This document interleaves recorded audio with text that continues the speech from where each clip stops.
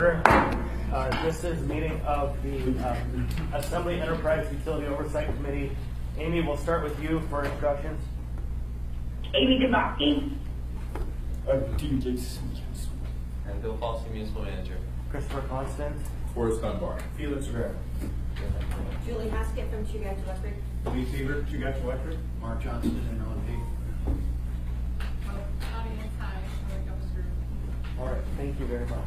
So the agenda today is light, but it's important. We have a resolution from MLNP and would like to have a presentation from Mr. Thieber on the topic and then a conversation about our response, potential response. And so that agenda acceptable? Any other items? All right, hearing no additional items. Lee. Okay.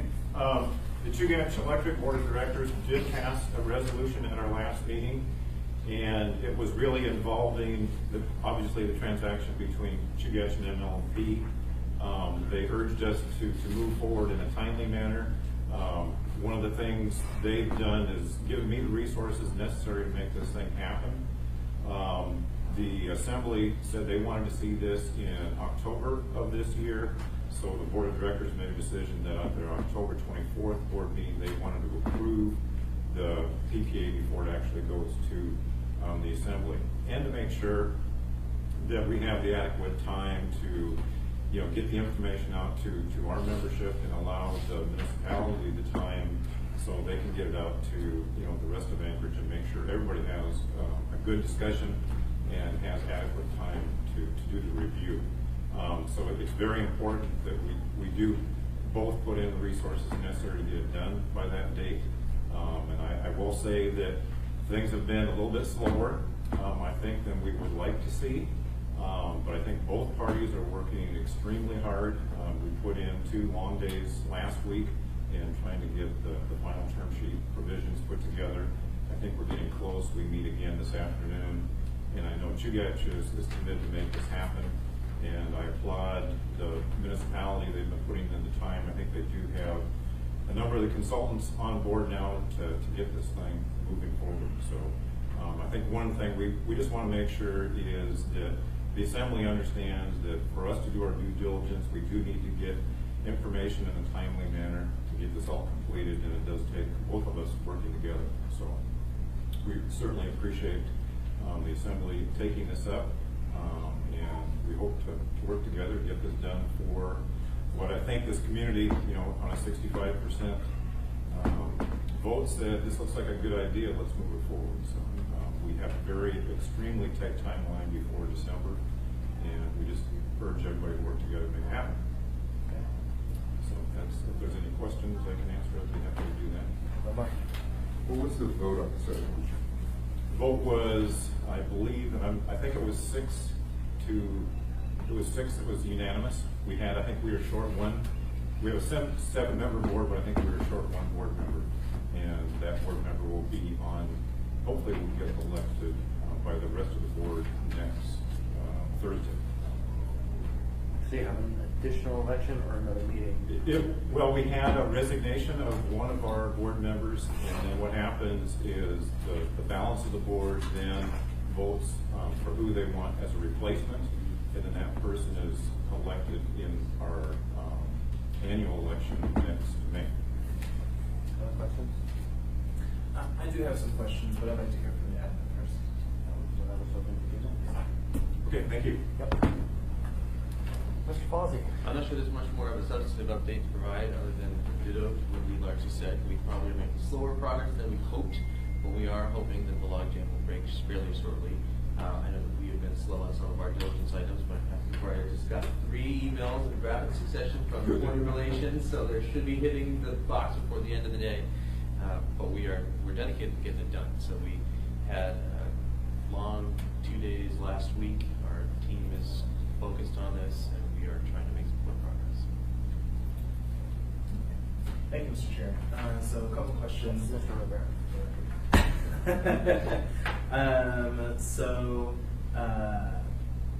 Are there any hurdles from the municipality's side to putting the resources we need to keep our end of the bargain?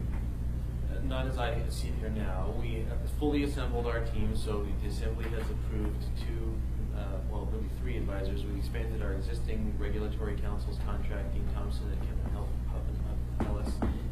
We have K&L Gates, who's doing a lot of our legal work, and then Concentric Energy Advisors, who's advising us on the financial terms and some of the regulatory items. Everybody is together now. That's who we brought up last week, and the team seems to be working very well, so we've been pretty pleased with that. I think we have the capacity. All right, thank you. And then one more. Unless we want to radically expand ER and line folks who are working in City Hall, which would be helpful, then we would be more responsive on due diligence, and we'd also get to make the machine operate more smoothly generally. Before you go there, to follow up to that, do we have the resources available to do that in a way that is short-term and meaningful? Because I don't think that it's inappropriate to expand certain key staffing functions to get the job done. Yeah, likely not. I mean, a little facetious. I think we are finally getting the stuff through that we needed to get through. I think there are longer-term questions about whether we need to build some additional capacity, employee relations, sort of back office functions for the municipality. But I don't think that's going to be it's not something we would add temporarily just for this transaction. And just a quick follow-up on that, the certificates of participation or whatever the legal term is for the function that we've used to pay for this, have they been issued? I don't know as I sit here now. That would be a question for the finance folks. Okay, we'll come back to that. All right, and then thank you, Mr. Chair. Last question. So, and I think it was you, Mr. Chair, that asked us at the last meeting, and I think it's important we keep bringing this up. From either party, are there any current pitfalls in the negotiation that we should be aware of, other than timeliness? It sounds like that might be one issue. I guess from Chuget's point, we're just about completed with our due diligence on the environmental aspect. We've done site reviews of all the facilities. Things are as we expected, so there don't appear to be any surprises there. Certainly, we have final review to go through in the write-up, but I think on initial review that looks just fine. The rest of the due diligence, we're just waiting for more data, but we don't see anything right now that would prevent this thing from moving forward. Thank you. And then nothing from the admin side? Okay. That's it, Mr. Chair.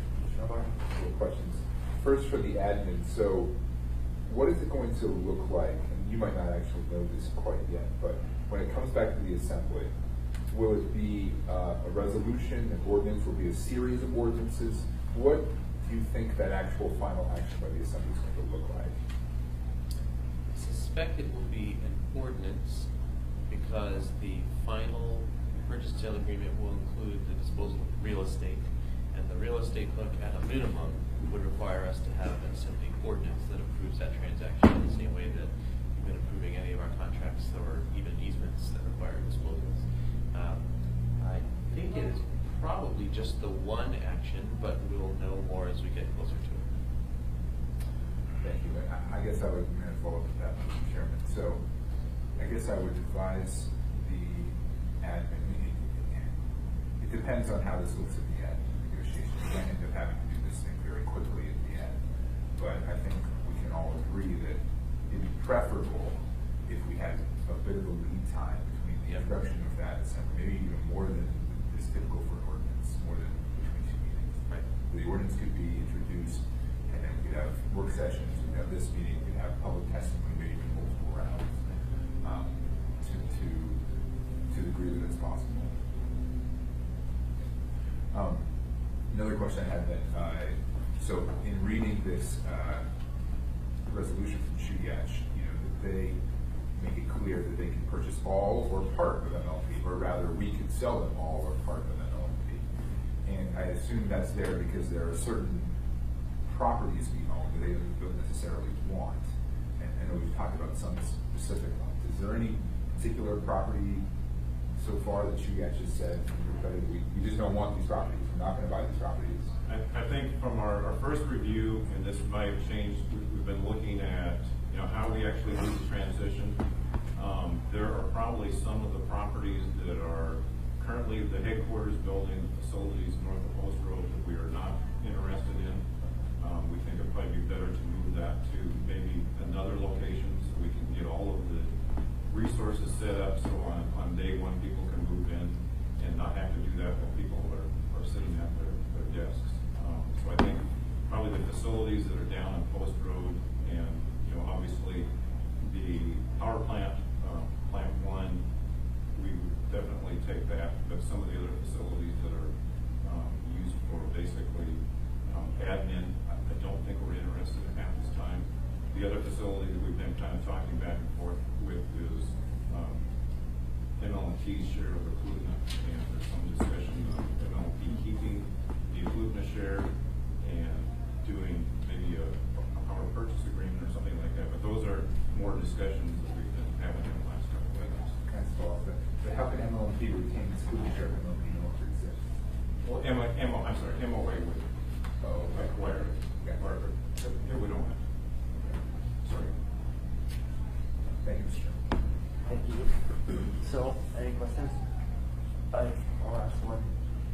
It looks like, since we, I think, previously discussed this with somebody, that the order has changed slightly, that that Chugach Electric's board will make the final, or excuse me, the first approval, and then the meeting will make the final. In the previous discussions, it had been the other way. Has that been solidified, or do we know that that's in fact the order of operations? I don't know that we know that that's in fact the order of operations, but I think that probably is the more sensible approach. I'll confess I probably didn't catch that it changed, if it in fact changed, but Chugach is probably a little bit more nimble, and their board is proposing to meet on this timeline, consistent with what Chair Dunbar said. I think we were anticipating that the assembly process could take longer than the Chugach board process, so probably would follow it. Generally agreeable? Okay, absolutely. All right, very good. So then, one last question that I have is, would Chugach welcome a response to this resolution from the Assembly? Or another resolution? I think we would. I think what it does is just say that the two governing bodies are committed to working together to make this happen in the timeline that's outlined. So I think our board would certainly appreciate something similar coming from either the committee or from the Assembly itself. To me, yeah, Mr. Chairman, I think that makes more sense coming from the committee to the full body. Of course. And I wonder if that's something you would think that you want to draft up and do. Yeah, and Dean, you were in the queue, I'm sorry. Yeah, what was With that? the action ordinance approving the asset purchase agreement, would that be the end game for the Assembly's action, legislative actions, or do we expect more necessary afterwards?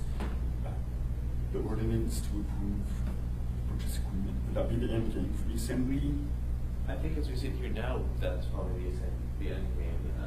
The charter amendment said that the Assembly had to approve the transaction by December 31st. We think that's in the form of the particular asset purchase agreement, and then it hands the ball to the RCA. I don't know what other cleanup action there could be. I guess there's one I will preview that could potentially be a cleanup action, which is that there are some ML&P facilities that look like they might be in dedicated parks. We've dealt with that in other situations for utilities by doing revocable use permits or some kind of charter compatible arrangement, but it would sort of prevent us from fully divesting of those substations. There might be a future action where we figure out how to fully divest ourselves of those substations, and that could be a follow-on. It might even be a Lord of the People kind of thing, where we say substation X, which is in the part of the park, and then we even realize it is part of a park. The municipality may dispose of it on insurance and all that lots. But I think it would be in the nature of kind of cleanup rather than any big substantive fight like it would be down the purchase. Thank you, Mr. Falsey. There's one additional item that we'll surely be involved in, and that is on the determination of where the funds, proceeds of the sale are distributed. And so that's a major component of this conversation that is a policy decision. So for sure but that may be part of the initial ordinance, or it might be separate. We'll see what it comes. So, okay, then I think we will prepare a resolution from the committee. I don't know if there'll be a committee again before the introduction. Before October, right? Yes. Yeah, That'd be we could wait, but I think it might be good to get it in queue. And so I'll talk to Dick, and if he and I make the determination, we'll just draft the thing and get it moving. Rather than wait a month, because I'm month minimum, so time is of the essence in a real estate transaction. Are there any other bits of info, inputs? Anyone else? Amy, anything to add? No, thank you. All right, then, if I hear nothing else, we're going to adjourn this meeting and get some action on that.